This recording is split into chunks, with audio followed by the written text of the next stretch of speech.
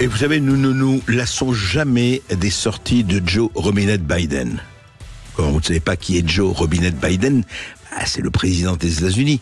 Et heureusement pour nous, pratiquement chaque semaine, il sort quelque chose qui fait notre émoi et notre admiration. D'ailleurs, s'il est réélu, nous allons avoir un trésor. Sera-t-il réélu? C'est notre problème. Sud Radio Berkoff dans tous ses états. Qu'est-ce qu'il a fait là? Qu'est-ce qu'il a fait Joe Robinette? Eh bien écoutez, il racontait l'histoire de son oncle tué en Nouvelle-Guinée pendant la Seconde Guerre mondiale. Et il a dit, Joe Robinette, il a affirmé que le corps n'avait jamais été retrouvé, le corps de son oncle, parce qu'il y a beaucoup de cannibales dans cette région de Papouasie.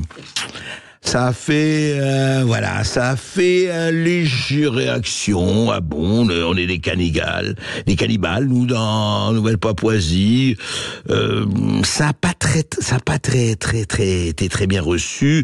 Mais le Premier ministre a dit, vous savez, il y a parfois des moments de confusion. Il n'a pas dit il a parfois des moments de confusion. Il y a parfois des moments de confusion avec James Marapé en disant que les relations entre les deux pays étaient plus fortes que cela. Et vous savez, j'ai rencontré Joe Biden à 4 reprises et il a toujours eu des sentiments chaleureux pour la Papouasie-Nouvelle-Guinée.